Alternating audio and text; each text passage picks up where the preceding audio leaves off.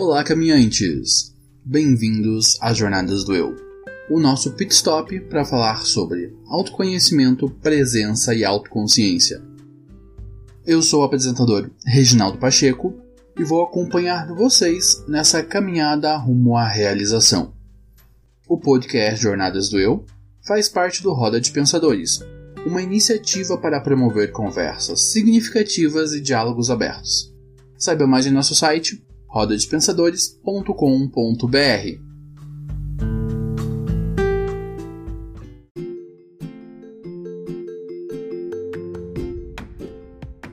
Caminhantes, eu quero fazer um convite a vocês. O de me ajudar a impactar mais pessoas e alcançar um público ainda maior. A proposta do podcast é apresentar um conteúdo introdutório que fale sobre autoconhecimento e desenvolvimento pessoal. Todas as semanas nós trazemos um novo episódio abordando um tema diferente. Então se inscrevam ou favoritem o nosso podcast nas plataformas em que você nos ouve. E eu conto com vocês para indicarem o nosso programa para pelo menos 2 amigos na sua rede de contatos. Você pode ouvir o nosso podcast nas principais plataformas de streaming, como o Spotify e o Deezer, e em todos os agregadores de podcast. Então conto com vocês para que o Jornadas do Eu possa se tornar um ponto de partida para muitas pessoas.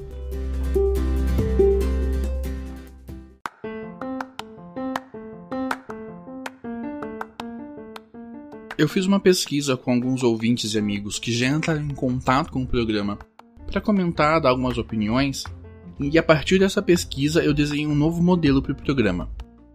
Então a partir de agora a gente vai fazer uns testes para esse novo modelo. Nós vamos dividir o programa em 2 tipos de episódio: os soft skills e os programas de entrevistas. Os programas de soft skills terão de 20 a 30 minutos, serão um programa solo, onde eu vou falar sobre desenvolvimento de habilidades específicas que são importantes tanto para o desenvolvimento pessoal quanto para o desenvolvimento profissional. E os programas de entrevistas, onde temos convidados e vamos promover conversas que ampliem as nossas reflexões e o nosso entendimento sobre as jornadas de autoconhecimento. Os programas de entrevistas terão de 1 hora a 1h30. E eu conto com vocês para me darem os feedbacks do que vocês estão achando desse novo modelo de programa.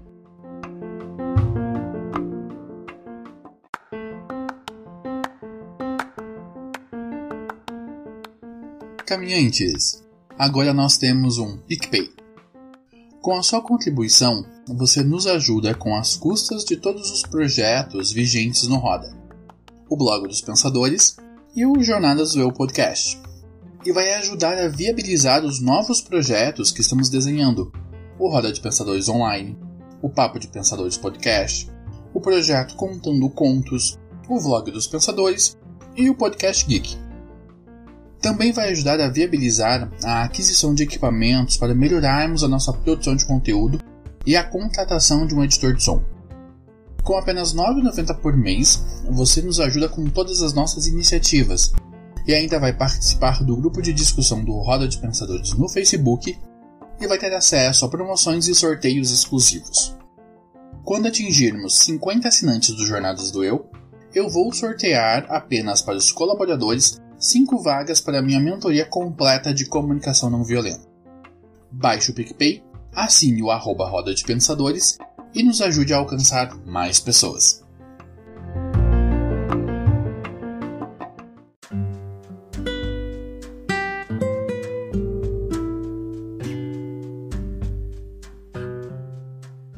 Caminhantes, e no programa de hoje nós vamos conversar sobre ansiedade, o que é e como conviver com essa doença que faz parte da vida de milhões de pessoas no Brasil e no mundo.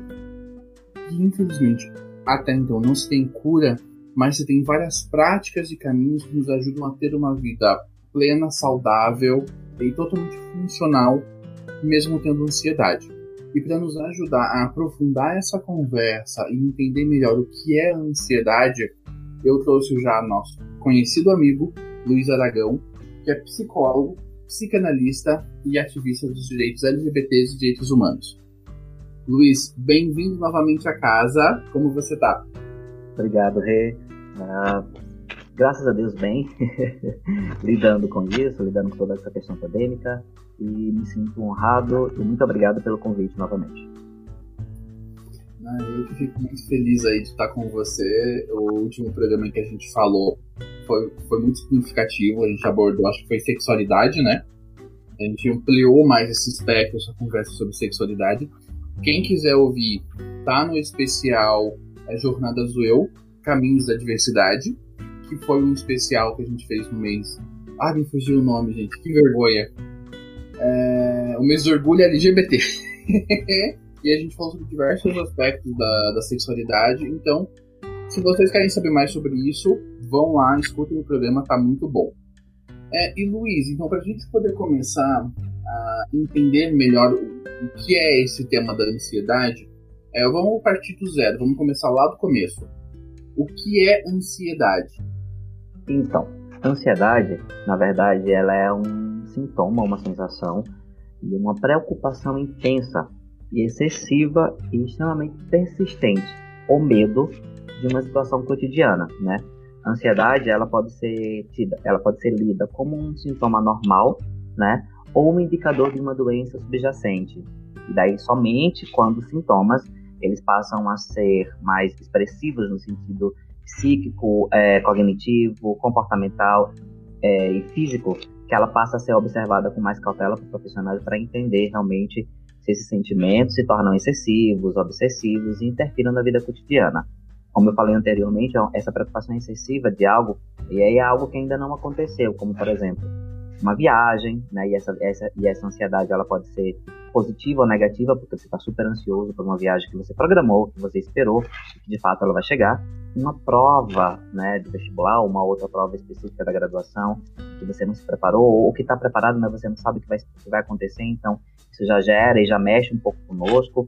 Uma entrevista de emprego também é algo que pode sintomatizar ou potencializar um sintoma de ansiedade, tipo, né, se você vê, são sintomas ou situações cotidianas que já nos afetam, como por exemplo, para vir aqui, mesmo te conhecendo, mesmo estando diante de um assunto que eu particularmente lido diariamente no cotidiano e comigo mesmo, eu fiquei ansioso, né? Então, assim, ao dar a entrevista também é um sintoma de ansiedade. Então, a ansiedade, ela pode ser entendida como esse pensamento ou preocupação intensa e excessiva de algo que ainda não aconteceu. E ele pode nos afetar, e pode trazer e ser apresentado por sintomas, e esses sintomas podem ser lidos como sintomas emocionais, comportamentais e físicos. Já partimos bem, então, e entendemos que a ansiedade por si só ela não é uma doença, mas ela é um conjunto de sintomas, isso? Exato. Ela pode ser observada, lida como um transtorno, né?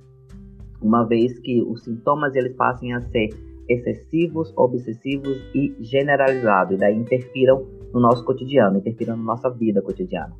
E quais são os principais sintomas, quais são os principais comportamentos que uma pessoa que tem ansiedade começa a desenvolver? Quais são esses desdobramentos desses comportamentos causados por essa ansiedade?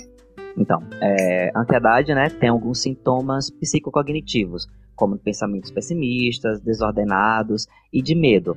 Os sintomas comportamentais são aqueles em que o indivíduo, ou nós, né, vou me incluir nesse contexto também, temos vontade de sair correndo, dá aquela inquietude. E a taquilalia. A taquilalia é aquela fala, sabe, acelerada, de uma fala acelerada para acompanhar esse pensamento, que é excessivo e completamente exagerado. Os sintomas físicos, né, que são facilmente identificados, é a sudorese, a taquicardia, pensamentos acelerados, a boca seca, problemas gastrointestinais, surge também a vontade excessiva de ir ao banheiro, urinar ou diarreia persistente. Esses são alguns sintomas, né, de características psicocognitivas, a comportamentais e as físicas. Então, realmente, quando uma pessoa passa a desenvolver então, esses elementos de ansiedade, ela começa a ter alguns desses sintomas, em alguns casos todos, e em alguns casos até alguns além desses, né? Uhum. E, cara, como é que é viver com ansiedade? Como é que é lidar de fato com essa... Porque quando a gente vai conversando, a gente vai tipo, beleza, a ansiedade é isso, se apresenta dessa forma, mas como é que é para uma pessoa que vive com esses sintomas de ansiedade?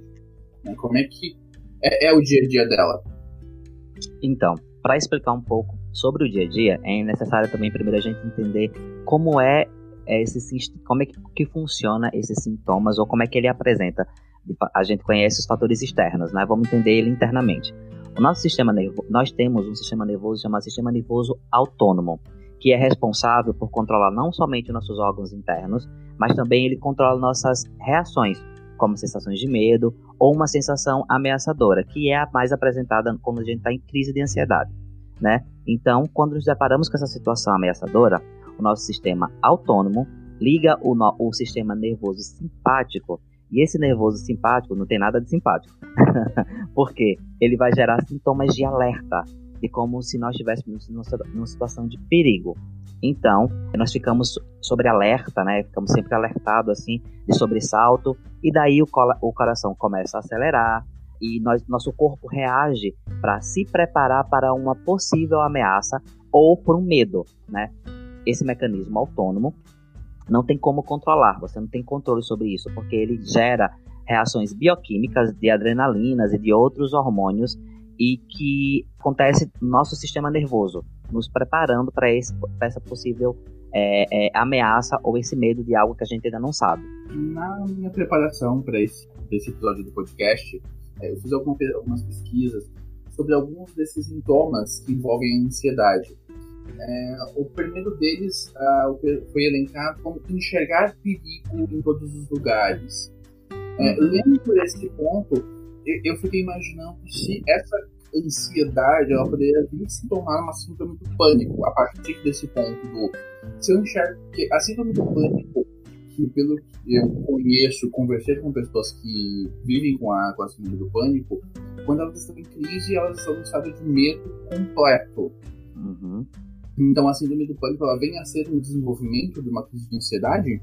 Sim, a síndrome do pânico, ela vamos dizer que ela é secundária, né? O sintoma de ansiedade ou ansiedade, ela gera não só a síndrome do pânico, como a TAG, né? Que é muito diagnosticada hoje, que é um transtorno de ansiedade generalizada. O TOC também vem de uma crise de ansiedade. As fobias, e daí tem agorafobia, né? Que são medos de lugares fechados, tal. Então as fobias, os medos, os transtornos, eles surgem de uma ansiedade. Porque se nós pensarmos, né, atualmente, todos esses últimos eventos e acontecimentos que estão acontecendo e nós nos deparamos com ele, nosso sistema psíquico interpreta cada vez mais que nós estamos em situações ameaçadoras, né? Se nós olharmos para a história, né, nos primórdios, a sensação ameaçadora estavam sempre os nossos antepassados enfrentavam era um medo eminente de um predador ou de situações de catástrofes, como, por exemplo, catástrofes naturais, chuva, temporais, né? Hoje, nós vivemos, abre aspas, né, numa situação amena, né? Porém, ainda nos deparamos com situações realmente de medo e ameaçadora.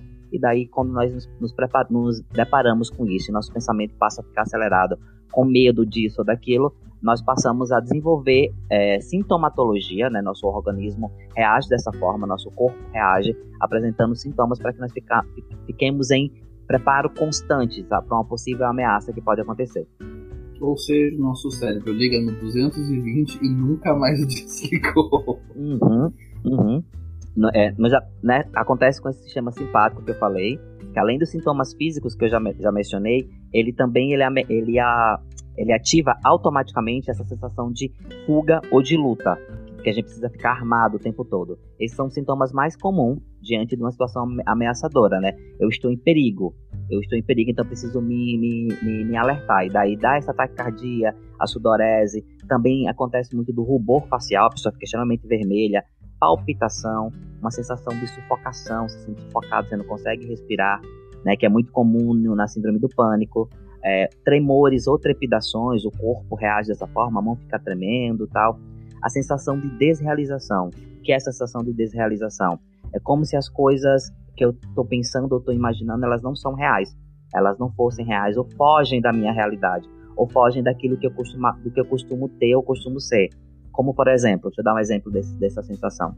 Sabe quando a gente está na esteira ergonômica da academia, ou fazendo algum tipo de atividade ali mais contínua, que nós paramos ela abruptamente, que dá aquela sensação de que tô tonto, sabe? De que eu vou cair, de que eu não consigo sentir, tô andando em nuvens. Essa é a sensação de desrealização, que é muito comum em uma crise de ansiedade. Puxado, eu quando tenho crises de ansiedade, hoje, graças a Deus, já tenho várias ferramentas na minha caixinha, que a gente vai conversar um pouco mais pra frente, para ajudar a puxar o freio de mão. Mas uma das coisas que eu encontrei nessa pesquisa, que até hoje eu também não consegui puxar o freio de mão, é atacar a geladeira. O porquê nós atacamos a geladeira quando estamos tendo crise de ansiedade? Porque eu lembro que durante a faculdade a gente trabalha, dorme pouco, os professores, não, eles estão lá para nos ensinar, mas eles nos escolam vivos também, né? E tudo vai se somando todos esses elementos. Eu lembro que eu passei a boa parte da faculdade sem dormir, porque não dava tempo, mas eu passava a noite atacando a geladeira. Sempre que dava uma sensação ruim, eu me materializava na frente da geladeira para lidar com essa sensação ruim. Por que a gente faz isso? Então, tá muito relacionado com o medo, né? O medo, ele causa isso, assim, a gente precisa se proteger o tempo todo. E nessa proteção, como nós dificilmente compreendemos isso, nós trocamos esse medo, potencializa um outro sintoma, que é essa ansiedade e essa sensação de vazio.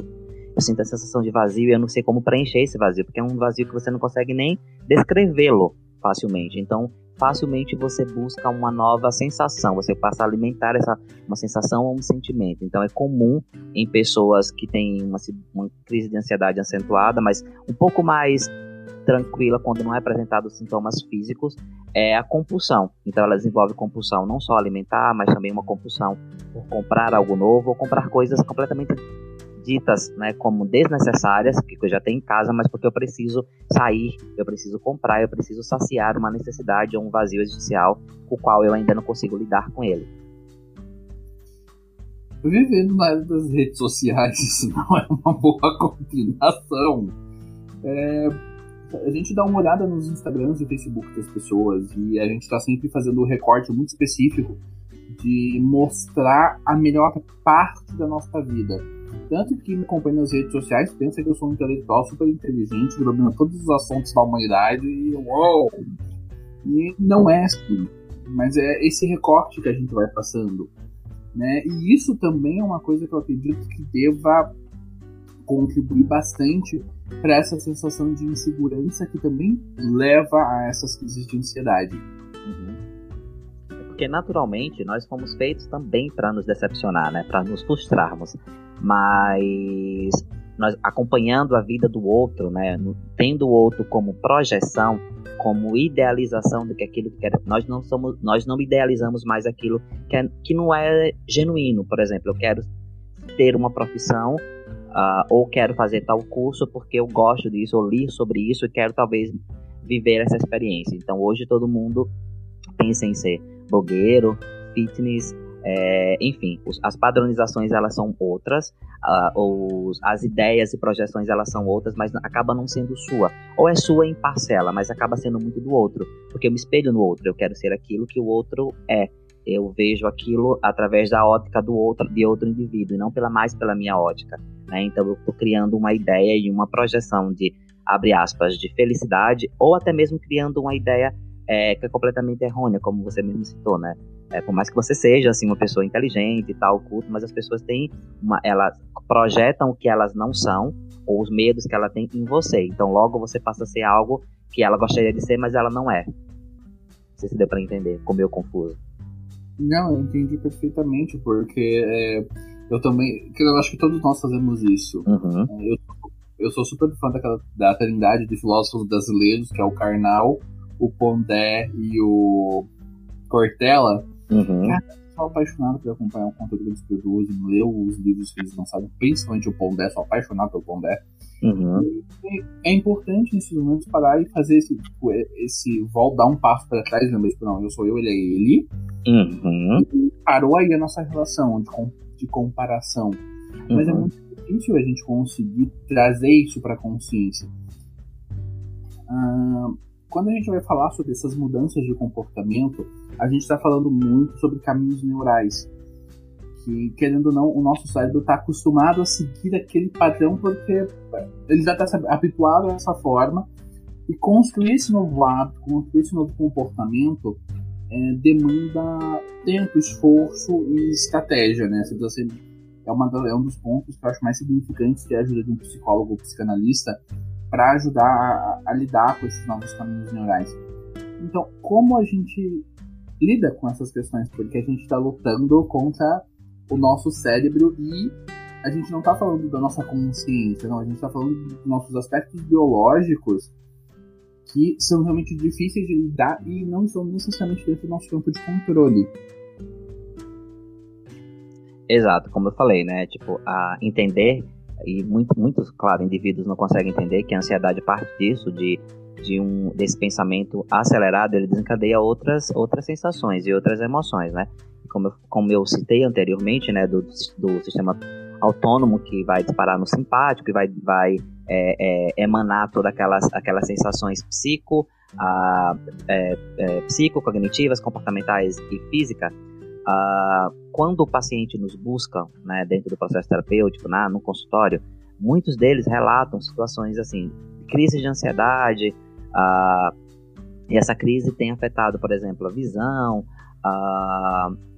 Ele vê numa crise, na hora da crise, ele vê a vista um pouco, borrada, como se fosse uma imagem meio que borrada, e essa ideia de que as coisas estão mexendo com a sua visão ou com o seu...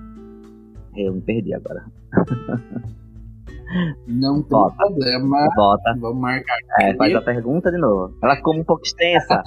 E eu quis falar sobre neuro, mas eu quis trazer para mais real, assim. Mas vamos lá. Vai de novo. Reformula de novo. A magia da edição tá aqui pra gente brincar disso. Perfeito. Quando a gente vai falar sobre esses aspectos da crise de ansiedade, desse pensamento acelerado, a gente também está falando sobre padrões de comportamento. Esses nossos padrões de comportamento são muito ligados aos nossos caminhos neurais. Eu sempre eu tenho uma metáfora para esses caminhos neurais, e como um bom menino que veio da roça, né? A metáfora envolve roça. Eu sempre digo para as pessoas que os caminhos neurais são como aqueles caminhos que a gente tinha antigamente na roça, que se formavam de tantas pessoas passarem por ele. Né? Você conseguia enxergar aquele caminho porque todo mundo passava por ali. E quando você começa a seguir por um novo caminho, significa que você está enfrentando todo aquele mato para tentar abrir na mão esse novo caminho para seguir por lá e encontrar um outro resultado, né? Uma outra saída, ou um caminho mais curto para alguma coisa. Eu vejo nesse comentário algo muito próximo do que seria esses caminhos neurais, que o nosso cérebro é algo biológico, é algo que está além do nosso controle consciente.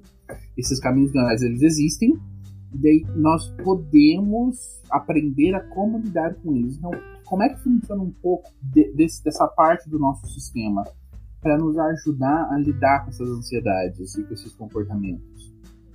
A sua metáfora é muito boa, é exatamente isso. Os caminhos neurais, eles são bem isso, de que são traçados e eles estão ali.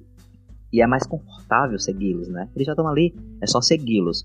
Quando nós nos deparamos com criar um novo caminho, e vai para esse lugar onde você falou, de que eu vou ter que tirar tudo com a mão, vou ter que abrir um novo caminho, vou ter que realmente ali na raça. Isso por si só pela fala, já vê que demanda tempo, demanda um desgaste. Então, o que é mais confortável? Pegar um caminho que já está pronto, ali é um atalho, ou criar um novo caminho. E nesse novo caminho, não sei o que vai acontecer, nem sei se vai chegar lá, mas eu estou disposto a lidar com isso, né? Então, assim, a sua metáfora é maravilhosa, que ela explica muito sobre isso. Mas voltando à fala anterior sobre o nosso sistema autônomo, sobre o simpático, nós temos que adquirir, na verdade, e isso dentro do processo terapêutico, nós conversamos sobre essa situação. Muitos pacientes nos relatam as suas crises e elas são individuais, sabe? Cada um tem uma situação diferente. Outros têm palpitação, taquicardia, outro tem vista turva, borrada, enfim. Nós temos que começar a aprender alguns mecanismos, né? E esse mecanismo que nós podemos aprender, ele vai ativar o antagonismo do simpático, que é o parasimpático. E esse parasimpático, ele vai regular nossas emoções. ele vai regularizar a nossa respiração, nosso ritmo e frequência cardíaca, né? E é muito importante que a gente tenha o máximo de controle possível para ativar esse parasimpático. Mas, Luiz, como é que eu faço isso, né? Como eu faço para ativar o tal parasimpático? Né? Existem várias técnicas, né? Dentre elas, essa de respiração. A de respiração é a mais fácil quando a pessoa está em crise, para que você ajude ela, ou até mesmo quando você está em crise, para que você entenda o que está acontecendo com você, para que você saia dessa sensação de que está em crise. Por exemplo, quando você está dirigindo e alguém breca você, né? Ou quando você toma um susto, alguém te assusta, a primeira coisa que você faz é ter aquela sensação de... né? Aquele susto, a respiração. Automaticamente, o que é que você fez com essa respiração? Você colocou oxigênio para dentro. Nesse oxigênio, você faz a troca gasosa. Então, gás carbônico. O gás carbônico faz o quê? Ativa o simpático. O corpo faz o quê? Reage. Tô em ameaça, tenho que lutar. Aí começa tudo de novo, sabe? Palpitação, aceleração, tudo mais. Então, a respiração, e uma das técnicas é aprender a respirar de forma... respirar com o diafragma, né? A ponto de que a gente consiga realmente, e entendendo o que está acontecendo, uma respiração mais rítmica, a ponto de que a gente vai conseguindo fazer automaticamente, de maneira mais tranquila, essa troca gasosa, mas a ponto de equilibrar o oxigênio e o gás carbônico ali dentro. A gente vai fazer essa mudança externa para que internamente tudo volte ao normal e a gente tenha aquela sensação de que tô ficando bem, tá se acalmando.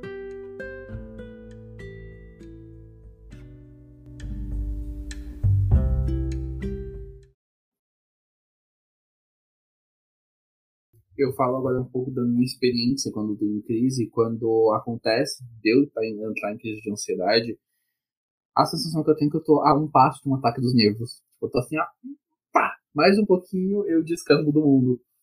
E isso tudo suscita bem combo completo desses pensamentos, no sentido de medo de perder o controle, né, de ter esse ataque de nervos. Vem uma sequência de pensamentos negativos muito pesados e intensos, né, que atacam diretamente os elementos que normalmente compõem a minha personalidade. Então, emergem pensamentos que atacam as habilidades cognitivas, as minhas habilidades sociais, e isso tudo vira um grande caos ali no meio de tudo. A respiração começa a falhar, as mãos tremem, o corpo fica banhado de suor. E daí, assistindo uma série que é o One Day at a Time, onde a personagem principal também tem crise de ansiedade, que na série eles demonstraram que quando ela tinha crise de ansiedade, ela encostava as costas em um lugar, parede ou sofá, ancorava bem os pés no chão, e daí sim começava a fazer exercícios de respiração. Quando eu comecei a fazer isso nas minhas crises de ansiedade, eu consegui brecá-las mais fácil. Eu conseguia falar, pera, não, calma. E daí eu faço, no meio da crise, eu começo a fazer frases de afirmação. Eu começo a fazer frases positivas para ajudar a contrapor todos aqueles pensamentos difíceis e intensos e negativos que estão emergindo ali no negócio. É assim mesmo uma crise de ansiedade, né? É bem isso, porque, como eu falei, né, essa respiração ela vai começar a ser de forma ritmada, vai usar o diafragma, e dessa forma você vai ativar o parasimpático e vai começar a diminuir, você vai sentir que está diminuindo os sintomas físicos diante de um quadro ou de uma crise de ansiedade, né? E você acabou de citar um outro mecanismo que é muito importante para ser utilizado e que ativa também o parasimpático, né? E daí vai diminuir também essa sensação física e também cognitiva. Porque o que acontece? Quando nós estamos em crise, né, é muito comum termos pensamentos, como você falou, pensamentos que são retroalimentadores de ansiedade. Né, e daí começamos a produzir esses pensamentos que são disfuncionais, que acaba, de novo, retroalimentando uma sensação de ansiedade e o pensamento, sabe? E a sensação de medo. E os pensamentos comuns é do tipo, eu não dou conta, eu não consigo sozinho, eu vou morrer, eu vou enlouquecer, eu tô perdendo o controle, né? E esses pensamentos, eles nos deixam cada vez mais ansiosos, né? Essa técnica que você falou chama-se técnica da distração, né? O nome dela é técnica da distração, onde no caso você relatou a personagem da série, eu voluntariamente né, quebro esse ciclo de pensamento disfuncionais, me colocando ali dentro de um processo mental, né, buscando alguma atividade que exija um esforço mínimo ou moderado ou intermediário da minha mente. E esse pensamento distrai os outros pensamentos que são retroalimentadores, né, fazendo assim com que nós diminuímos esse sentimento, essa sensação de perigo. Por exemplo, eu tenho pacientes que quando está assim, eles vão dirigir, mas não necessariamente o dirigir vai diminuir esse sentimento, pode até potencializar, então não seria uma dica, mas para ele funciona. Então, a gente vai buscando algumas situações que nos dão brecha. Eu tenho uma paciente que é professora e ela começa a fazer contagem de 4 em 4 números. Eu achei engraçado, mas funciona. Então, funciona para ela. Ela começa a contar 1, 4, 8, 12, e assim sucessivamente, até ela entender que existe uma respiração rítmica. Ela usou o diafragma para isso, e ela foi ativando o parasimpático, foi os pensamentos negativos, ela trocou o pensamento negativo por uma sequência numérica. E daí vai funcionando. Você tá fazendo a distração do seu pensamento, que é um outro mecanismo. Sim, uma das coisas que, conforme você vai convivendo com a ansiedade, você começa a perceber quando ela tá vindo. Né? Ela tá ali, daí você tá... Quando eu percebo que ela tá vindo, ela ainda não chegou, pra conseguir já dar essa distração, eu paro o que eu tô fazendo, pego o meu celular, vou pro banheiro, pego o meu fone de ouvido e pesquiso no YouTube. Vídeos idiotas engraçados. E eu fico vendo esses vídeos até essa sensação que a ansiedade está vindo tenha passado. Exatamente para conseguir quebrar o foco desses pensamentos. Porque, para mim, as primeiras coisas que emergem com a ansiedade são esses pensamentos disfuncionais. Eles começam a desapontar e um desconforto na base do estômago. Uma sensação ali estranha na base do estômago. Deu, alerta, ó, ligou meu sinal de alerta, preciso fazer alguma coisa para conseguir romper essa crise. Eu lembro de uma vez que eu estava na academia, eu treinando Muay Thai, e no meio do treino eu estava ali, eu sentia que estava... Foi a primeira vez que eu consegui reconhecer uma crise de ansiedade. Que até então eu já tinha tido algumas, mas eu não sabia nomeá-las. Que daí eu senti que a coisa estava estranha ali, mas eu continuei forçando o treino, até que chegou um ponto que eu fui no banheiro e não conseguia parar de chorar, estava em estado de desespero, tremia, quase convulsionava. E daí eu comecei a lembrar de tudo que eu já tinha lido sobre isso. Eu falei, vamos lá. E daí veio uma recepcionista da academia, e por sorte ela também sofria de crise de ansiedade. E foi ela que me ajudou a me acalmar naquele primeiro momento. Mas essa primeira crise levou acho que uns 40 minutos para conseguir passar. Foi ali, deu, ok. Mas passou, com a ajuda dela ali também. E daí, foi a primeira vez que eu relatei para minha terapeuta que eu tinha essas crises. Até então eu não... eram pensamentos disfuncionais, mas eu não sabia como reconhecê-los. Né? Isso é um dos pontos que eu acho bem legal a gente dar uma aprofundada. Como a gente reconhecer que nós temos ansiedade? Como a gente pode reconhecer que a gente está tendo uma crise de ansiedade? Porque não é fácil para quem nunca teve uma na vida. Tá tendo a primeira e ela chega, tipo, oi, como é que tá, né? Ela não é amigável, ela chega com os dois pés na porta. Então, fisicamente, né, ou falar de ansiedade, como eu falei no começo da nossa fala sobre o que é ansiedade, né? Então, a ansiedade, nesse campo, quando nós pensamos em coisas que ainda vão acontecer, mas algo positivo, por exemplo, de falarmos da ansiedade, que ela também é positiva, né? Tipo, quando você almeja entrar numa faculdade, está ali terminando o ensino médio, você quer se tornar um profissional e vai fazer um curso profissional para se tornar aquele, por exemplo, um médico, trazendo para a nossa realidade, para não ir para muito longe. Fazer psicologia, ser um psicólogo, lidar com o outro, ou ter uma imagem completamente errônea de todo acadêmico, porque eu sou extremamente compreensivo e vou compreender o outro, e vou ajudar o outro, enfim, você acaba quebrando as pernas e não compreende nada, mas tudo bem, aí talvez seja para outro podcast sobre isso. Mas essa ansiedade, ela é positiva, porque você não sabe o que vai acontecer, mas você está bem, você quer que aconteça, você quer que chegue. O problema é quando esse quero que chegue, ou quando ainda não sei lidar com isso, ele gera sintomas físicos, como você descreveu. Eu tenho um desconforto no estômago, logo posso apresentar um sintoma de diarreia, e é uma diarreia constante. Eu posso querer me trancar em um ambiente e só sair dali quando eu me sentir bem. Então eu posso ter crise de pânico, por exemplo, eu posso desenvolver uma síndrome de pânico porque eu tenho um pensamento completamente pessimistas, que são esses pensamentos disfuncionais, de que se eu sair daqui, alguma coisa vai acontecer comigo. Tipo, esse telhado vai cair, o carro vai me pegar lá fora, e as pessoas criam isso, e elas realizam essa ideia, elas idealizam e projetam, não tem ninguém que faça tirar aquele pensamento disfuncionais. Então aí, quando você percebe que as coisas estão saindo do seu controle, de que você respirou e você não conseguiu realmente lidar ainda com esse medo que persiste, e essa taquilalia, essa voz completamente acelerada, para acompanhar o ritmo do pensamento, opa, é sinal de que eu não consigo sozinha.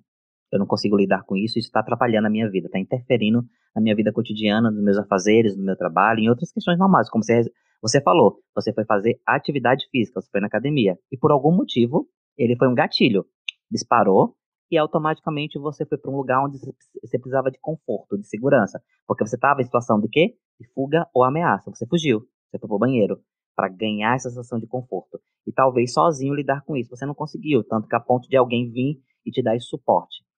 E é importante, como você falou para sua terapeuta, é importante as pessoas procurarem terapia, buscar psicoterapias para poder lidar com essa situação, se conhecer e entender os gatilhos.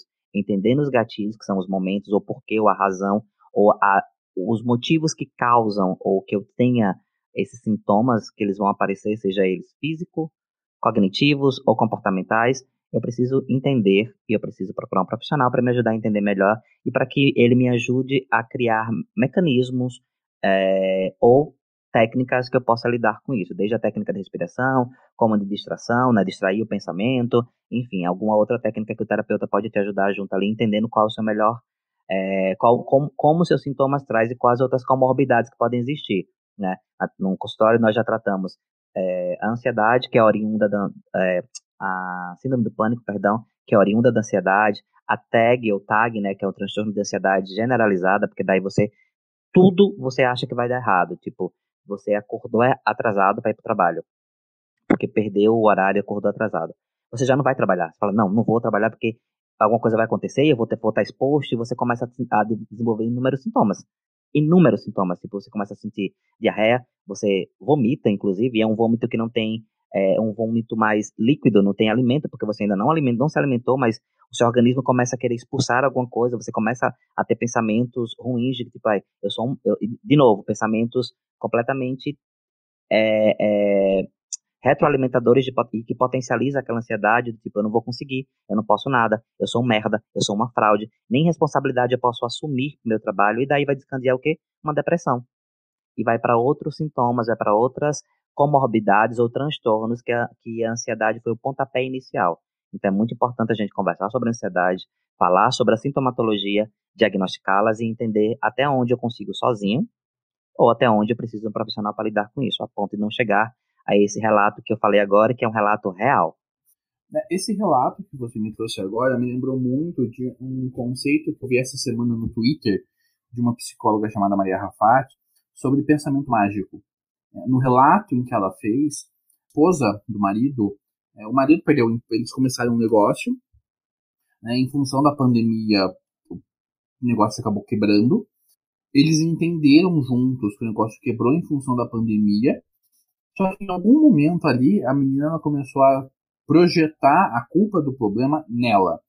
No seguinte sentido. Ela foi quem motivou ele lá atrás a correr atrás desse objetivo de começar esse negócio que faliu por causa da pandemia.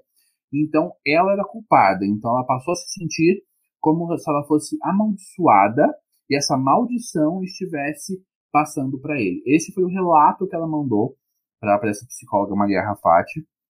E eu percebo que nesse relato que você trouxe tem muito disso, desse pensamento mágico que as pessoas fazem essas associações. É bem isso, tipo, ele associa, né, tipo, se eu dormir, que é um ato comum, a pessoa pode realmente dormir, entrar no sono mais profundo e perder o horário, quem nunca? Mas aí, automaticamente, você faz o quê? Olha, vou tomar banho, vou me arrumar, vou mandar mensagem para alguém que eu vou chegar atrasado e pago esse horário depois, enfim. Se você racionaliza, você age dessa forma.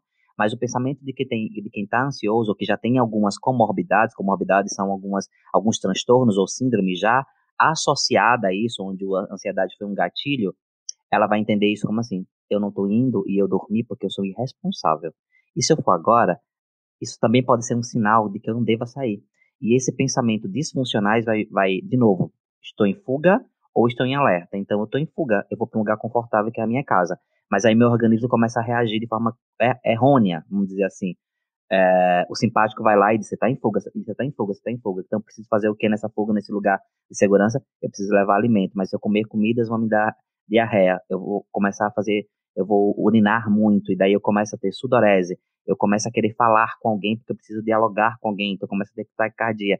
E depois você vai ter por uma sensação muito, um gráfico emocional muito grande, tipo, agora eu não quero ficar sozinho, e eu me isolo. Porque no meu quarto, no meu lugar, é um lugar seguro. E daí a gente fala erroneamente zona de conforto, que não tem conforto nenhum está nesse sentido. É mais uma zona de proteção. Aquele lugar eu me sinto protegido. Eu vivo esses sintomas aqui, eu mesmo lido com ele, por isso que às vezes tem a resistência em procurar um profissional. Porque assim, eu já sei quando é que vai acontecer, como vai acontecer, é só me isolar que passa. Algumas comorbidades podem surgir aí se você não busca um profissional, se você não lida melhor com esses sintomas e com esses pensamentos, que eles são, por isso que o nome diz, é disfuncional. Ele não tem uma coerência, ele não tem uma lógica para o outro. Para quem está vivendo a síndrome ou a ansiedade, tem. Ele é real, ele é completamente coerente. E ele só consegue lidar com isso quando ele vai para terapia. Quando ele verbaliza, ele fala, meu Deus, era por isso. Gente, como é que eu fiz isso? Então, mas na hora é extremamente coerente para ele. Tipo, essa pessoa que não vai para o trabalho porque assim, eu sou irresponsável, e se eu for agora, o ônibus vai atrasar, vai atropelar alguém. Se eu pegar um Uber, o Uber vai atrasar, porque eu sou assim, porque nada na minha vida dá certo.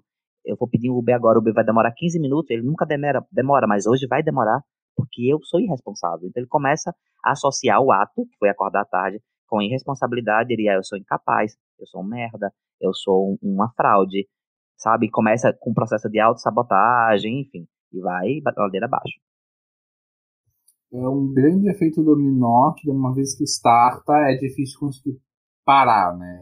Parar esse desencadeamento.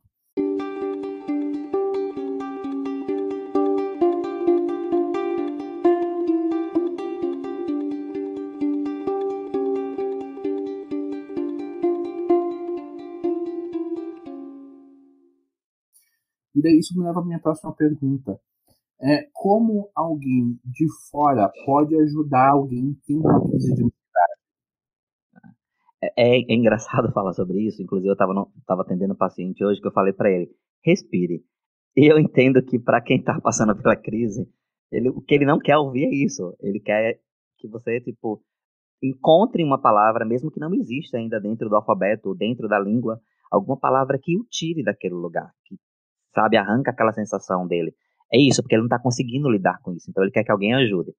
Mas o respirar nesse sentido faz todo sentido, porque nessa respiração e acalmar e depois ter uma respiração ritmada, você vai acionar o parasimpático, que vai agir antagonista a um simpático, como eu já exemplifiquei, e você vai, de novo, começar a limpar esses pensamentos, o seu corpo vai lidando, assim, você não está em perigo mais, você está num lugar tranquilo, você está com pessoas que vão te dar segurança, então, trazendo para o fator externo, mostra que você está ali. Eu acho que talvez a fala, dependendo de cada um, porque vai depender muito de quem está vivendo assim, a crise de ansiedade, só esteja presente. Nessa hora, se falar, a pessoa não vai entender e pode ficar muito afetada também, porque a pessoa quer ajudar. Então, nesse querer ajudar, ela pode ser completamente passional e não racional, e você potencializa aquela crise. Então, assim, espere o sintoma da pessoa passar. Se necessário, se a pessoa permitir, pegue na mão e fala assim, eu tô aqui, tá? Eu tô contigo. Então, essa é uma fala que vai realmente tipo, se deixar a pessoa segura, porque ela quer isso. Como a sensação de fuga ou de luta, se ela se sentir segura, com pessoas seguras, isso vai acalmando ela, o parasimpático vai agindo e ela vai se acalmando, vai entendendo que isso foi uma crise que passou. Então, a recomendação ou a ideia ou a melhor técnica na hora da crise é isso, ficar do lado e dizer, olha, tô contigo, se a pessoa permitir o toque, se não, só verbalizar. Eu tô aqui com você, não vou sair daqui, vou ficar com você até isso acalmar. E, óbvio, né, trazendo a sardinha pro lado de cá, procurar um profissional, procurar um psicólogo para poder entender melhor por que isso acontece. Existe um gatilho, existe algo que, assim, da onde saiu do abre aspas, normal, do tipo, estou ansioso por uma viagem que eu comprei, tô super legal, vou comprar aquela roupa, vou comprar mala, vou comprar isso, vou comprar aquilo, pra tipo, vou morrer, alguma coisa vai acontecer, essa viagem, o avião vai cair, entende? Então, é a mesma ansiedade, mas as sintomatologias, elas são completamente distintas. Então, procurar um profissional para poder entender melhor isso. Gente, é realmente muito importante ter esse apoio de um profissional da área da saúde mental, um psicólogo, um psiquiatra, um psicanalista, porque ele vai conseguir te ajudar com ferramentas e mecanismos que realmente são úteis na hora dessas situações. Eu entendo que existem muitas terapias integrativas, terapias complementares, né, que prometem a cura da ansiedade, não rola. Eu fiz aquele especial falando sobre Diga Não ao Quântico exatamente por causa disso.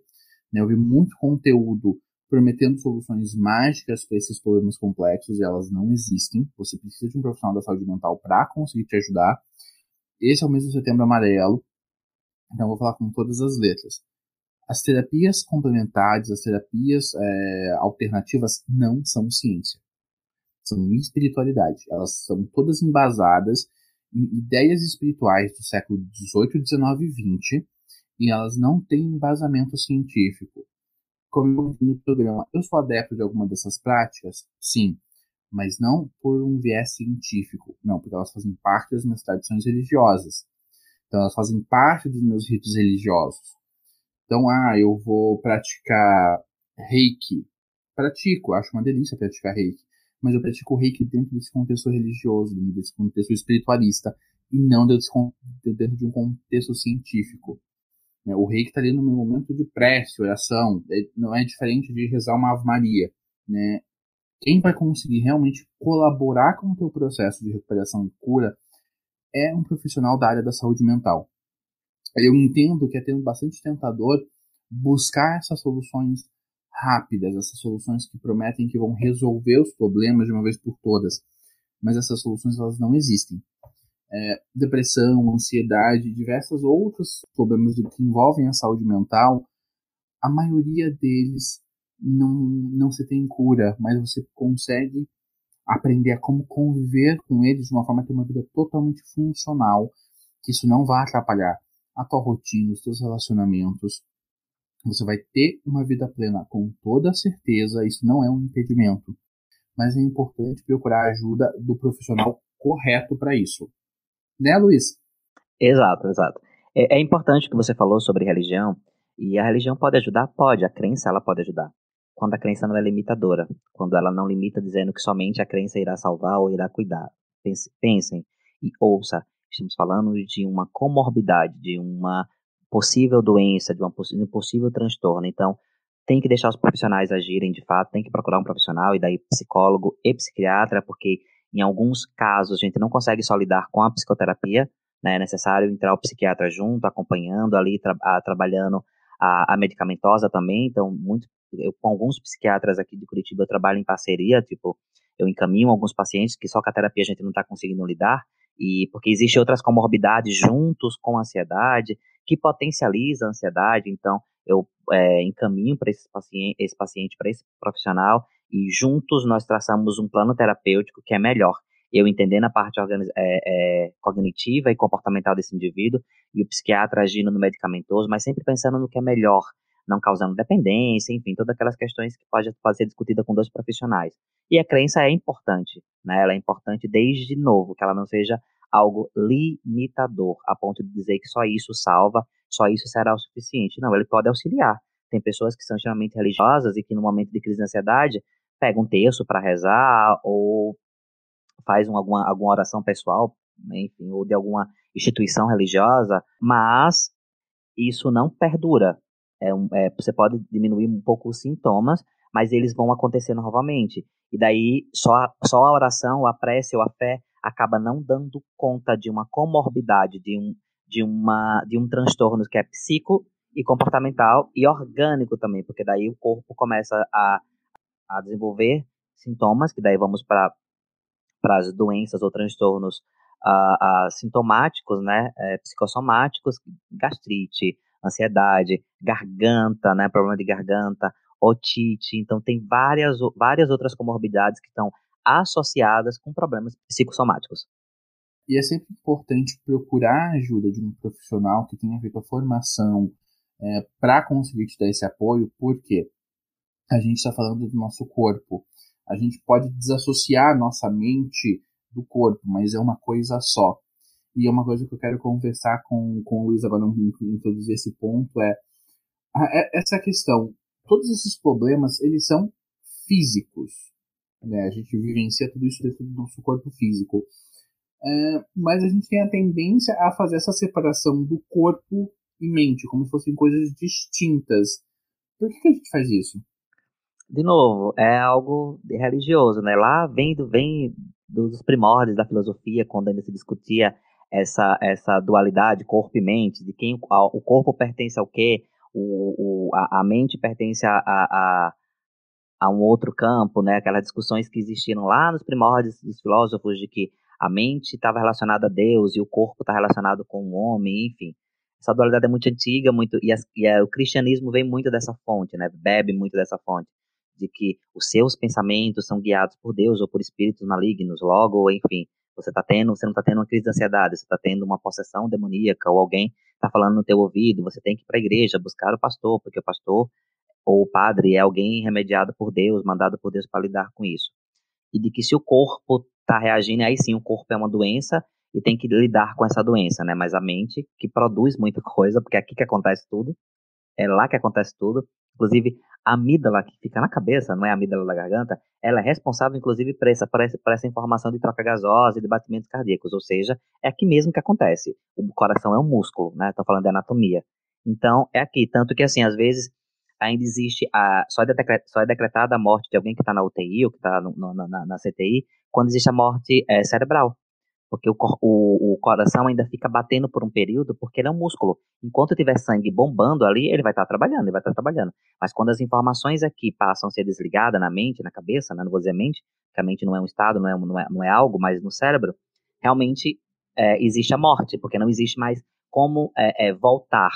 Né? É como se existisse um desligamento. Acabou, pagou, desligou, e o corpo ainda vai reagir. Por isso que às vezes a gente tem o músculo ainda se mexe, né? Tem um movimento involuntário, porque o músculo vai se mover, porque ainda está passando corrente sanguínea, ainda passando corrente elétrica pelo corpo, que é como se fosse o desligamento mesmo, mas o coração fica ali batendo, ou seja, o corpo e a mente eles estão completamente entrelaçados, ele faz parte de um conjunto só, e podem buscar religião se quiser, crenças, enfim, é importante, como eu falei, mas busquem um profissional para lidar melhor com isso, porque está tudo ligado, entrelaçado, e sozinho se não consegue dar conta, porque às vezes, como eu falei, depende de cada sintoma, de cada indivíduo, ele consegue lidar com isso de maneira tranquila, buscando um mecanismo, mas é muito importante que vá a um profissional de psicologia, um psicólogo, seja qualquer abordagem vai tratar com isso de forma tranquila. A psicanálise talvez um pouquinho mais, porque a gente vai buscar os gatilhos, vai buscar onde foi a primeira crise lá, e vai identificar, e vai conseguir tratar melhor o indivíduo nesse sentido, ele se deparando com esse comportamento ou com esse evento, e que descandeou essa crise. Então a gente vai trabalhar não só o trauma, como o medo também, e a ansiedade que é secundária a esse medo ou a esse trauma. Então, mas aí busca ou qualquer outra abordagem da área de psicologia, e um psiquiatra também é importante, para que tem horas que a medicação tem que entrar na jogada para dar uma estabilizada no humor, para conseguir ter um pouco de raciocínio e não atrapalhar a sua vida cotidiana, como por exemplo, não ir ao trabalho, enfim, daí vai desenvolver outras comorbidades, como por exemplo a depressão melancólica, a depressão mais profunda, uma síndrome do pânico, entre outras situações que estão acontecendo. Eu estava fazendo essa pesquisa para falar contigo, e daí eu vi que no ano 2018, porque 2019 eles não sei por que a OMS não alimentou essa informação, então o último relato de 2018, subiu em 38% o número de afastamentos do serviço público ou privado de comorbidades, ou seja, vamos dizer, doenças, abre aspas, né, que são transtornos, ligada à ansiedade, como depressão, síndrome do pânico. Então, assim, existia ali uma parcela de afastamento pelo INSS de 6%, esse número subiu para 38%, né, 38%, já mais são 42% de pessoas afastadas. Então, é significativo, extremamente significativo. Tipo, existe realmente, a gente pode citar como realmente a doença do século, porque ela é o pontapé inicial para outras comorbidades que vêm depois dela. Toque, né, transtorno compulsivo obsessivo, porque você coloca na cabeça de que eu preciso deixar tudo alinhado. Se eu não deixar alinhado, a catástrofe no mundo vai acontecer. E a responsabilidade é minha. Eu sou o culpado por isso, e eu não quero ser culpado por isso. Então, outras como o transtorno de ansiedade generalizada, a síndrome do pânico, né? Tem pacientes que são super tranquilos, que você escuta ele falando, meu Deus, como ele é tranquilo, como é terapeutizado, mas em crise de pânico quebra o banheiro. E quando eu falo quebra o banheiro, não é sentido figurado, não. Ele quebra o banheiro, ele quebra o box, ele quebra o vaso, já quebrou o banheiro do trabalho. Então, assim, num pico de crise de ansiedade. Então, significa o quê? Que não, oração nenhuma vai dar recado quando você tem uma crise dessa. É médico, psiquiatra com medicação e psicólogo. Na minha pesquisa eu encontrei que normalmente pessoas com ansiedade têm o maior clichê das entrevistas de emprego, que é o perfeccionismo. Né? Todo mundo é perfeccionista quando vai fazer entrevista de emprego para quem tem ansiedade. E é uma coisa que eu sempre observava em mim, a dificuldade em conseguir fazer os projetos caminharem por não estarem dentro daquilo que eu considerava o ideal, que era aquele ideal inalcançável, inatingível, então eu posso nunca sair do papel.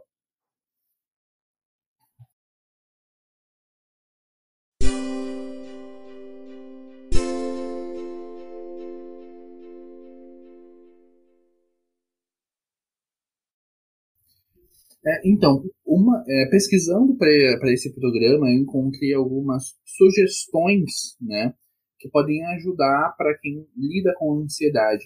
A primeira delas é a psicoterapia. Então, quem assiste jornadas, quem acompanha jornadas, aí já sabe que nós mandamos as pessoas para terapia todo santo programa, não importa qual seja o tema. Então, procurem. E para quem não conseguir encontrar ou não tiver acesso, nas próximas semanas eu vou estar compartilhando com vocês a lista de locais aqui em Curitiba, que vocês conseguem encontrar apoio terapêutico ou gratuito ou mais acessível, com uma taxa social, né, que é disponibilizado por instituições de ensino. As principais faculdades aqui de Curitiba e algumas ONGs disponibilizam esse atendimento, então vou estar lançando no Instagram e na página do Facebook. E eu também tenho essa lista de São Paulo capital, né, de onde você conseguir apoio ali pelo centro de São Paulo, nas principais faculdades. Então, que também é o mesmo esquema, ou é gratuito ou é taxa social, para que vocês procurem ajuda. E em todo o programa tem o link do Conselho Federal de Psicologia, que vocês podem acessar para encontrar um profissional certificado para poder fazer o atendimento de vocês. E se vocês quiserem o contato do Luiz para fazer terapia com o Luiz, só mandar que a gente passa também. Né, de todos os profissionais que participam do programa, é só mandar mensagem que a gente encaminha para vocês os perfis, tá? O importante é ter ajuda. E nesse mês de Setembro Amarelo, eu reforço uma coisa muito importante, pelo menos no meu ponto de vista. É muito legal nós que somos leigos nos dispormos a ouvir as pessoas. Mas a nossa escuta é só uma escuta. Ela pode criar um alívio temporário para a pessoa. Mas um profissional da área de saúde mental vai conseguir ajudar ela a lidar com a coisa mais profunda. Então, eu acho super incrível essa campanha que acontece no mês de Setembro Amarelo, sobre eu tô aqui porque você precisar. Mas indo além do eu tô aqui, eu tô aqui porque você precisar, mas você também precisa procurar ajuda. E eu posso te ajudar a procurar ajuda também. Né? Então, para todas as pessoas que fazem a campanha do Setembro Amarelo, que se disponibilizam a ouvir as pessoas, ouçam as pessoas, mas no final encaminhem ela para um psicólogo, um psicanalista, um psiquiatra, para que ela tenha esse apoio realmente bem estruturado, profissional, para que ela realmente consiga sair da situação com que ela está, para ela poder melhorar, porque a gente está falando sobre um profissional de saúde realmente dando suporte para as pessoas. Você falou certíssimo, assim, as indicações é essa, procurar um bom profissional de saúde mental, como psicólogo e psiquiatra, buscar profissionais realmente referenciados, profissionais que têm conhecimento, que são formados, são graduados na área, que vai ajudar realmente a desenvolver essas técnicas e entender os seus sintomas individuais. Aqui nesse programa nós apresentamos inúmeros sintomas, mas cada um reage completamente diferente a ele. Então a gente vai buscar técnicas e trabalhar a sua emoção ou os seus sintomas de algo de maneira individualizada. Então só um profissional pode lidar com isso. Como eu falei, nem todo mundo, eu não estou fazendo aqui apologia à medicação, nem todo mundo é sugestível, né? Nem todo tratamento é sugestivo à medicação, mas alguns pacientes é necessário fazer uso de medicamentoso e psicoterapêutico. Sim, no Curitiba existem algumas ONGs que promovem um atendimento psicológico gratuito. Nas faculdades tem o que a gente chama de clínica escola, que são os alunos quintoanistas, são os alunos já na fase de graduação, se formando, se graduando, que lidam com isso com supervisão, e eles não estão lá sozinhos, eles estão com a supervisão para buscar um melhor diagnóstico, um melhor quadro, um melhor manejo clínico para lidar com esse paciente. E as faculdades aqui, elas oferecem esse serviço, na sua grande maioria, gratuito ou com valor social, com valor simbólico, para que você realmente faça a adesão do processo psicoterapêutico. E também no Setembro Amarelo, como o Reginaldo trouxe, tem o CVV, né? Então, o CVV é muito importante, tem um trabalho muito importante também na central de qualidade de voluntários para a vida, né? De qualidade de vida, de que vai estar ali realmente disponível com essa proposta. Estou aqui, eu posso te ouvir e posso te auxiliar. Mas, de novo, será só uma audição, será um conforto de que você não está sozinho, você tem alguém. Mas se esses sintomas persistirem, e realmente eu não estou fazendo recomendação da OMS, chama persistirem, né, procura um profissional, mas de fato é isso mesmo, se os sintomas persistirem, busque um profissional para entender melhor os gatilhos e controlar melhor essa sensação física, psicológica, né, que é psicocomportamental e cognitiva. Perfeito. E além do acompanhamento essencial de um profissional da saúde mental, na minha pesquisa, uma das formas como eu encontrei para lidar com a ansiedade, conseguir ter ela, aprender a conviver bem com ela dentro do possível, foi a prática de atividade física. Né? Eu pratico, antes da pandemia começar, né? Eu estava ali numa vibe bem ativa de atividade física, de fazer luta, yoga, pilates, batalha medieval, que são formas físicas, né? Eu estava ensinando o meu corpo de uma forma física a lidar muito com esse excesso de energia que eu acabava tendo, que facilitava essas crises de ansiedade. Além disso, a prática de meditação é uma coisa que pode ajudar. Você vai aprendendo a respirar, praticando meditação, fazer essa respiração diafragmática, que ajuda bastante nesses momentos de crise. E você também vai aprendendo a reconhecer os seus padrões de pensamento. Se você vai dar tempo a você mesmo para aprender sobre como você pensa. A meditação é muito positiva nisso. Eu gosto bastante de ouvir música, dançar, sou uma pessoa muito expressiva, né? Então, expressões artísticas de quase todos os gêneros são muito úteis para conseguir ajudar a processar esses sentimentos, essas sensações. Eu tenho uma amiga que ela faz arte-terapia, então ela lida com muitas questões dela pintando. Ela expressa muito esses pensamentos complexos que ela tem, então, antes dela expressar, dá aquela sensação de sufocamento, né?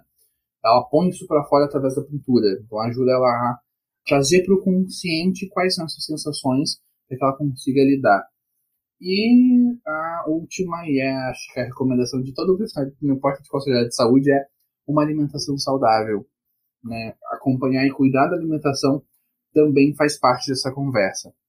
Luiz, além dessas dicas, o que você tem para falar sobre essas dicas? E além dessas dicas, quais outras você teria para compartilhar com o pessoal? Você citou bem as dicas. Realmente, uma alimentação é muito importante, né? E quando fala que é alimentação saudável, cada indivíduo vai ter o que entender sobre a alimentação saudável, sabe? A alimentação saudável para você não é tipo ver a blogueirinha falando sobre uma empresa que ela tá ganhando para aquilo, que é um alimento fitness dentro da visão dela, e as pessoas passam a consumir por aquilo.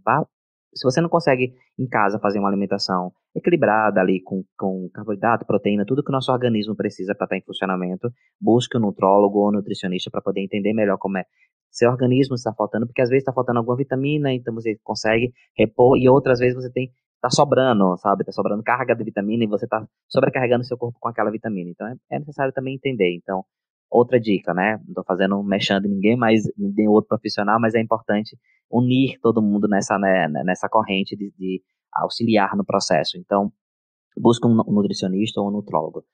Atividade física ela é importante, de novo. Não existe uma específica, existe aquela que seu corpo reage bem e que você consiga entender que você está dispersando ou está dispersando, de novo, aquele mecanismo de distração, sabe? Você está distraindo o seu pensamento ali destrutivo, seu pensamento ruim, negativo, a algo positivo. Então, você começa a transformar, a atividade física vai lhe dar uma sensação bioquímica também, vai liberar adrenalina, endorfina, hormônios que são bem importantes, que dá essa sensação de prazer, de segurança, de conforto. Então, atividade física, seja ela qual for, tem pessoas que são mais enérgicas e precisam de atividade de força, então vai fazer, sei lá, crossfitness, muay thai, boxe, alguma luta, ou dança, enfim. Outras precisam só de uma pedalada. Tem pessoas que realmente, tipo, tem pacientes que trazem essa história de que pintar me faz bem, trabalho manual, tipo, faz bem, tipo, fazer, sei lá, corrente, joias, tem pessoas descobrindo novos hobbies nesse processo da pandemia que aconteceu. Então, a ansiedade ficou extremamente potencializada. Todo mundo começou a ter sintomas muito característicos da ansiedade. Teve uma troca de fuso horário muito grande. As pessoas passaram a comer e viver à noite, de dia ficarem dormindo e estar ali extasiada, hibernando literalmente. Então, assim, o que fazer quando o sintoma vem? Porque eu não posso sair, não posso ir lá fora, fazer algum tipo de atividade que eu fazia num ambiente social, que era ir à academia. Então, de que forma eu lido com isso aqui? Então, sei lá, pintando camisa, tem pessoas que pintam camisa, borda a camisa, coloca glitter, enfim. Você vai encontrar uma atividade específica para você, que vai fazer com que você faça essa troca de pensamento, mude esse pensamento e mude os comportamentos cíclicos também. Então, é uma dica, sabe? É uma dica, mas, de novo, só um profissional vai conseguir conduzir melhor isso, entendendo o que de fato está acontecendo com você. Outra coisa, que é errônea, toma medicação porque o amiguinho toma. Eu tô ansioso, eu tomo esse remedinho, tome também que vai passar. Você não sabe o que a pessoa está sentindo, você não sabe o que a pessoa está passando. Então, calma na automedicação e outra, no que você indica para o outro, né? Então, escute as jornadas, escute os profissionais que aqui estão falando, né? Busque você individualmente o que é importante para você. Porque os motivos que levam a você ter esses gatilhos, essas síndromes são individuais, são teus. O do outro é o do outro. Então é importante estar ali do lado. Se você não está tendo crise e a outra pessoa está tendo, se coloque do lado e diga, estou aqui contigo, não vou sair. Mas se é você que está tendo crise, você não consegue lidar e o outro está falando isso, eu estou aqui contigo, e você quer dar um murro nele, então significa que você precisa já ir para terapia. Porque nem o outro ali do outro lado está conseguindo te auxiliar, te ajudar nesse processo que é muito importante, até para que as pessoas vão ao hospital 24 horas ou vão para outros hospitais para urgência dizendo eu tô morrendo, eu tô tendo ataque cardíaco, meu coração tá parando, quando na verdade é uma crise acentuada de ansiedade, né? Então, e é isso, por mais que diga assim, você não tá morrendo, você tá tendo uma crise, respire, a pessoa vai piorar. Então, assim, é individual, cada um vai sentir e vai somatizar de maneira diferente, e o corpo vai responder também de forma distinta. Perfeito. Gente, esse foi o nosso programa sobre o Setembro Amarelo, é o primeiro deles. Eu vou fazer, os Jornadas vai ter uma série sobre saúde mental, né? O Luiz, se tudo der certo, vai voltar para conversar com a gente sobre mais eventos aí, são bem importantes, para nos ajudar a entender mais e desmistificar quais são essas questões de saúde mental. A filosofia do Jornadas do Eu está muito baseada em dois grandes pilares, né? A saúde mental feita por profissionais formados nessa área, para nos ajudar a entender o funcionamento do nosso cérebro, como o Luiz fez hoje. Entender que nós somos seres orgânicos, que o organismo vai funcionar muitas vezes sozinho ali, e a gente vai ter que aprender a lidar com isso. E pensamento filosófico como referencial para a busca do autoconhecimento. Esses são os dois grandes pilares no qual eu baseio Jornadas do Eu. A gente vai fazer vários especiais de vários tipos. Eu sempre falo que os caminhos para o autoconhecimento são infinitos. Tem gente que se descobre e aprende sobre si mesmo cozinhando. Então, assim, a infinidade de caminhos e possibilidades é interminável. Então, a gente vai falando sempre sobre essas possibilidades. Né? A gente acabou de fazer um episódio falando sobre masculinidade com drag kings. Foi bem um ponto fora da curva ali, para realmente demonstrar que esses pontos de partida são muitos. Mas quando a gente vai falar sobre saúde mental, o acompanhamento de um profissional é imprescindível. Boa parte do trabalho dos Jornadas é fazer essa conscientização. Procure ajuda, e tá tudo bem procurar ajuda. E quando você procurar ajuda, você vai perceber que a coisa vai ficar um pouco mais fácil de levar. Esse fardo vai ficar um pouco mais fácil, porque você vai estar dividindo com alguém que vai saber o que está fazendo. Tranquilo?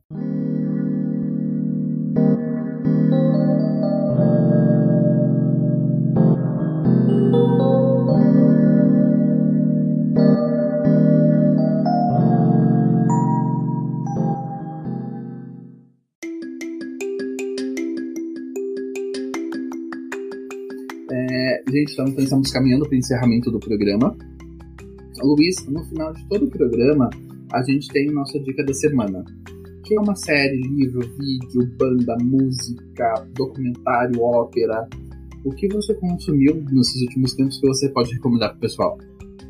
Então, eu meio que tô um pouco atrasado, eu acho, com relação a séries, porque tem uma série que já terminou, eu não sei se vai ter a próxima temporada, porque eu ainda não procurei saber. Eu tô na segunda temporada ainda de N with E ou with E, né? Eu sou nordestino, então a vogal é aberta, então eu nunca sei dizer se é with E ou with I, né? Enfim, vou pro americanizado mesmo, que é uma série que, nossa, é uma surpresa muito boa.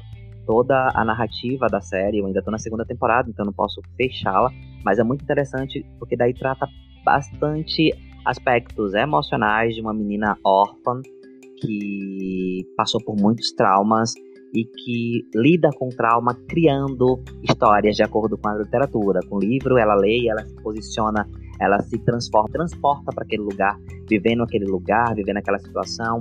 E ela é adotada por 2 irmãos, já com uma idade meio que avançada, e ela passa a viver aquele contexto, aquele cenário ali, mas sempre que ela está no momento de medo ou de fuga, de ansiedade, já diagnosticada ali enquanto criança, é bem importante. Nem fiz esse link, foi agora. Ela vai para esse lugar fantasioso, né? E ela paralisa, inclusive, porque o medo paralisa, ela fica paralisada, o olhar dela fica regalado e ela começa a lembrar da sensação. Tem um episódio específico que é quando algumas meninas colocam, não vou dar spoiler, mas coloca um animal que ela tem medo e ela fica paralisada, mas depois ela muda a frequência de pensamento dela e aquele animal que ela tinha medo passa a ser um animal que ela está associada a uma possível fuga. Então é bem interessante, é uma série que eu indico. Assistir com carinho, é um pouco longa os episódios, 48 a 50 e poucos minutos, mas vale super a pena. Eu tô curtindo muito, muito. Tanto por esses aspectos psicológicos, emocional, mas o roteiro, a cena, o cenário também e o lugar, a locação, maravilhoso, assim, vale a pena. Gente, eu já assisti, é incrível, você vai se apaixonar pela Anne, não tem como não se apaixonar, ela é maravilhosa, é uma série... Cara, é uma série que te toca, e é uma série que é uma série que te humaniza. É uma série que pra mim ela me lembrou muito da frase de nós somos apenas seres humanos. E é isso. Exato. Que é ser humano. É isso que ela tá passando ali na série. É muito lindo, gente. Cara, e o enredo, a história. Sou fã, sou super apaixonado. Não vou dar spoilers. Até pelo isso tá conhecendo a série agora, então, mas assistam mesmo. 3 temporadas, eu tô na segunda ainda, então tô chegando lá. E a minha dica da semana vai ser o documentário da Netflix, A Era dos Dados, A Ciência por Trás de Tudo. Ele é um documentário que fala sobre como essa parte de análise de dados, essa quantidade monstruosa de dados que nós produzimos, estão fazendo cada vez mais parte da análise científica, do conhecimento científico. Eu tenho certeza que, pela quantidade de dados que a gente já tem, nós conseguimos até utilizar novas metodologias e afunilar esse conhecimento para aprender mais sobre saúde mental, porque as redes sociais estão aí para isso, para esbanjar todas as nossas disfuncionalidades. Então assistam esse documentário, eu achei ele muito bem preparado, muito inteligente. Então, gente, esse foi o nosso episódio sobre ansiedade, né? A gente vai fazer mais alguns outros episódios sobre saúde mental ao decorrer do passar do tempo. E uma coisa que eu quero que me perguntaram na DM do Instagram, que é o porquê que as séries estão saindo misturadas, né? Foi feito um especial sobre espiritualidade, depois veio de masculinidade, agora de saúde mental. O podcast sou eu mesmo e Irene. Então eu gravo com o pessoal, eu edito, eu faço todo o trabalho de produção. E tem que ver a disponibilidade das pessoas que eu estou tentando trazer para conversar com a gente. Então nem sempre é possível dar essa continuidade. Mas fiquem tranquilos, no Spotify, conforme for saindo, eu vou montando as playlists para ficar tudo organizadinho para vocês. E se algum ouvinte quiser se disponibilizar para fazer essas playlists, eu não vou me importar, vou ficar muito grato.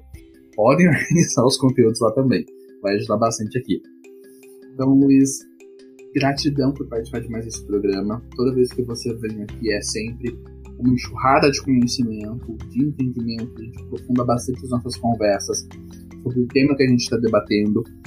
Espero que você esteja sempre aí presente, participando das conversas das jornadas, para conscientizar cada vez mais as pessoas sobre a importância da saúde mental, a importância de procurar profissionais certificados, que estejam no mercado, que realmente nos ajudem, que tenham esse embasamento científico para nos ajudar a lidar com todas essas questões. Gratidão por estar aqui com a gente. Eu é que agradeço, pode sempre me convidar, ainda mais para conversar sobre assuntos que eu gosto muito, né? Eu sou um cientista, um entusiasta do comportamento humano e da saúde mental, estou sempre antenado e buscando conhecimento, não para, né? Essa profissão é realmente essa, lidar com nosso material de estudo é o ser humano, e o ser humano é uma fonte inesgotável de estudos e observação. Então, eu me sinto honrado em ser convidado e participar, contribuir de alguma forma. É importante, eu acho que talvez falar, ansiedade não tem cura, porque ela não é uma doença, ela é um transtorno. Então, o que tem cura é doença, transtorno ele tem controle, e o controle você adquire com autoconhecimento. Então, a terapia pode te ajudar, a psicoterapia ela pode te ajudar muito nesse processo, para você se conhecer, a você entender como é que você funciona, você entender esses gatilhos e passar a ter controle, a ponto de dizer, eu estou começando a pensar sobre isso, eu vou ter uma crise, meu corpo está reagindo diferente, e você automaticamente lembrar de alguns mecanismos que é aprendido junto com o psicoterapeuta para poder lidar melhor com essa ansiedade. Então, a ansiedade não é uma doença, todo mundo passa por ansiedade, como eu falei, positiva, quando está ali super ansioso para o que vai acontecer e que é algo que você se projetou, vou comprar uma mala, vou receber meu dinheiro, vou comprar uma mala, vou viajar, vou para algum lugar, ou do tipo, vou fazer uma prova, entrevista de emprego, ou por exemplo, até aquela que pode ser dúbia, que é, vou conhecer alguém novo, vou para um date romântico. Então você se arruma todo, você se prepara, mas na hora você fica um pouco nervoso com o que vai acontecer, você é observado, enfim, todo mundo passa por isso na vida. Mas de novo, quando ela sai desse lugar em que começa a afetar a nossa vida cotidiana e traz consigo uma série de sintomas físicos, comportamentais e cognitivos, aí sim, tá na hora de procurar um profissional, porque realmente a coisa eu não consigo lidar sozinho com isso. Então, fica a dica, obrigado novamente, sempre bom estar aqui, me chamem sempre. Não, pode deixar, você já é prata da casa e a gente sempre vai te chamar, porque são sempre conversas maravilhosas. Então, pessoal, gratidão e até semana que vem.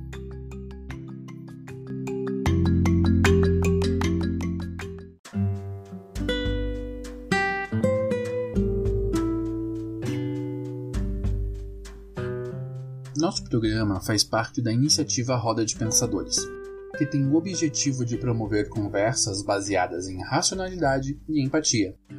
Você pode conhecer outros projetos dessa iniciativa no site rodadepensadores.com.br ou pelo Facebook e Instagram, @Roda de Pensadores. Muito obrigado por ter nos ouvido até aqui.